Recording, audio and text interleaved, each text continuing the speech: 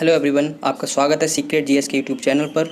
इस चैनल पर आपको जीके जीएस से संबंधित प्रैक्टिस वीडियोस रेगुलर बेसिस पर मिलेंगी, जो आपके प्रत्येक वनडे एग्जाम के पॉइंट ऑफ व्यू से काफ़ी महत्वपूर्ण होंगी। अतः जिन लोगों ने भी चैनल सब्सक्राइब नहीं किया है वो चैनल सब्सक्राइब करके बेल बटन प्रेस कर लें, जिससे प्रत्येक वीडियो का नोटिफिकेशन आपको सबसे पहले मिले। आज की इस वीडियो में हम बायोलॉजी के इम्पोर्टेंट चैप्टर कोशिका यानी सेल से संबंधित टॉप 30 प्रश्नों पर बात करेंगे तथा बचे हुए प्रश्नों को वीडियो के अगले पार्ट में कवर करेंगे। एग्जाम पॉइंट ऑफ व्यू से ये प्रैक्टिस सीरीज़ काफ़ी इंपॉर्टेंट है, अतः आप वीडियो पूरी देखकर अपने आप को चेक करें कि आपके कितने पर सही होते हैं। तो चलिए स्टार्ट करते हैं। आपका पहला प्रश्न है, सजीवों की क्रियात्मक तथा संरचनात्मक इकाई होती है। ऑप्शंस हैं जीव द्रव्य, कोशिका, ऊतक, गुणसूत्र। इसका सही जवाब है ऑप्शन नंबर बी, कोशिका। काफ़ी सिंपल क्वेश्चन था। अगला क्वेश्चन देखते हैं। कोशिका के अध्ययन को क्या कहते हैं? ऑप्शन नंबर एक, साइटोलॉजी, हिस्टोलॉजी, जेनेटिक्स, एम्ब्रियोलॉजी। इसका सही जवाब है ऑप्शन नंबर ए, साइटोलॉजी। इसे हिंदी में कोशिका विज्ञान कहते हैं। हिस्टोलॉजी में ऊतकों का अध्ययन करते हैं। जेनेटिक्स आनुवांशिकी से संबंधित है तथा एम्ब्रियोलॉजी में भ्रूण का अध्ययन करते हैं। ठीक है, नेक्स्ट क्वेश्चन है, सर्वप्रथम कोशिका की खोज किसने की? ऑप्शन हैं आपके Robert Hooke, Robert Brown, Leeuwenhoek, Louis Pasteur. तो काफ़ी सिंपल क्वेश्चन है। रॉबर्ट हुक ने 1665 में कॉर्क के टुकड़े में मृत कोशिका की खोज की थी। इन्होंने यह सारी जानकारी अपनी एक बुक थी, उनकी क्या नाम थी, माइक्रोग्राफिया, उसमें पूरी जानकारी शेयर की थी।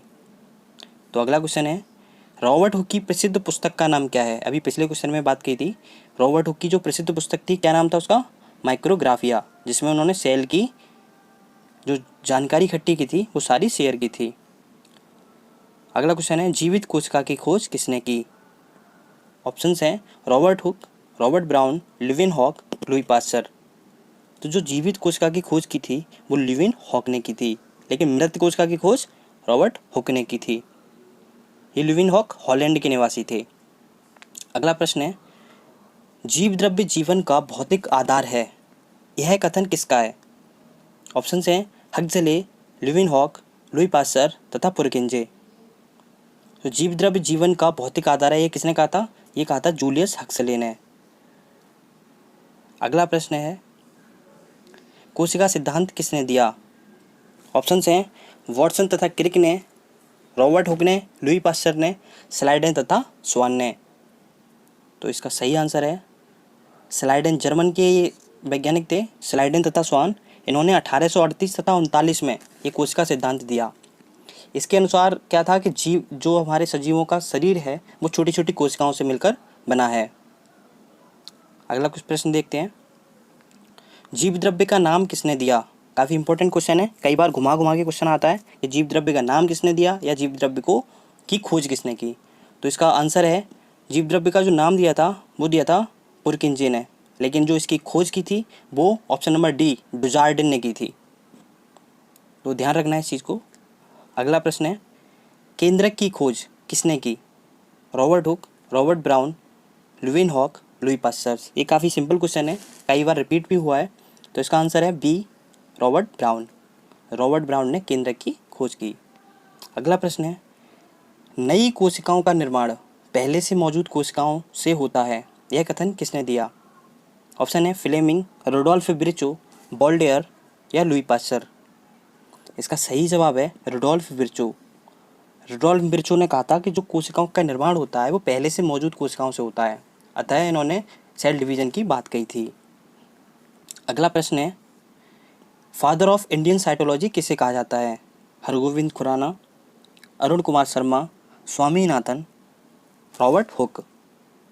तो इसका सही जवाब है अरुण कुमार शर्मा। अरुण कुमार शर्मा ने इंडियन साइटोलॉजी के क्षेत्र में काफ़ी काम किया, अतः इन्हें फादर ऑफ इंडियन साइटोलॉजी कहा जाता है। अगर आपको ये टेस्ट सीरीज़ पसंद आ रही हो तो आप वीडियो को लाइक कर सकते हैं। नेक्स्ट प्रश्न है, हंसग्रीवा प्रयोग किसने किया? आपके ऑप्शंस हैं फ्लेमिंग, विर्चो, वोल्डेयर या लुई पास्चर। इसका आंसर है option number D, Louis Pasteur. इन्होंने 1862 में यह प्रयोग किया था। इससे इन्होंने यह साबित किया कि किसी भी निर्जीव से सजीव को जनरेट नहीं किया जा सकता। आपका अगला प्रश्न है, कोशिका सिद्धांत किस पर लागू नहीं होता है? ऑप्शन हैं जीवाणु, विषाणु, वनस्पति या जंतु। इसका सही आंसर है ऑप्शन नंबर बी, विषाणु। जो कोशिका सिद्धांत है वो वायरस पर लागू नहीं होता है। अगला प्रश्न है, संसार की सबसे छोटी कोशिका किसकी होती है? ये जो छोटे और बड़ी कोशिका के जो क्वेश्चन है काफ़ी बार एग्जामों में रिपीट होते हैं, तो इनको ज़रा ध्यान से रखना है। तो इसका आंसर, इसके जो ऑप्शंस हैं वो हैं शुक्राणु, माइकोप्लाज्मा, अंडाणु या विषाणु। तो इसका आंसर है option number B, mycoplasma. Next question है, संसार की सबसे बड़ी कोशिका कौन सी होती है? माइकोप्लाज्मा, अंडाणु, शुतुरमुर्ग का अंडा या विषाणु। तो इसका सही जवाब है, काफ़ी सिंपल क्वेश्चन है ये, ऑप्शन नंबर सी, शुतुरमुर्ग का अंडा। अगला प्रश्न है, मानव शरीर की सबसे लंबी कोशिका कौन सी होती है? ऑप्शंस हैं छोटी आंत, तंत्रिका तंत्र की कोशिका जो होती हैं, अंडाणु या शुक्राणु। इसका सही जवाब है तंत्रिका तंत्र की कोशिकाएं काफ़ी लंबी होती हैं। अगला प्रश्न है, मानव शरीर की सबसे बड़ी कोशिका कौन सी होती है? ऑप्शंस हैं शुक्राणु, अंडाणु, तंत्रिका कोशिका या नेफ्रॉन। जो नेफ्रॉन होती हैं वो किडनी की कोशिकाएं कहलाती हैं। तो इसका सही आंसर है ऑप्शन नंबर बी, अंडाणु। मानव शरीर में सबसे बड़ी कोशिका अंडाणु होती है जो फीमेल में पाई जाती है। किस कोशिकांग को कोशिका का मास्टर कहा जाता है? ऑप्शन नंबर एक, माइटोकॉन्ड्रिया, केंद्रक, राइबोसोम या कोशिका भित्ति। इसका सही जवाब है ऑप्शन नंबर बी, केंद्रक। यह कोशिका के सारे कामकाज को रेगुलेट करता है। नेक्स्ट क्वेश्चन है, कोशिका में सबसे अधिक मात्रा में पाए जाने वाला पदार्थ क्या होता है? काफ़ी सिंपल क्वेश्चन है इसका। ऑप्शंस हैं जल, प्रोटीन, वसा, खनिज। तो कोशिका में 70 से 80% क्या होता है? जल होता है। तो सबसे अधिक मात्रा में जल पाया जाता है। अगला प्रश्न है, किसी कोशिका में मौजूद सबसे बड़ा कोशिकांग क्या होता है? आपके ऑप्शंस हैं माइटोकॉन्ड्रिया, केंद्रक, राइबोसोम, कोशिका भित्ति।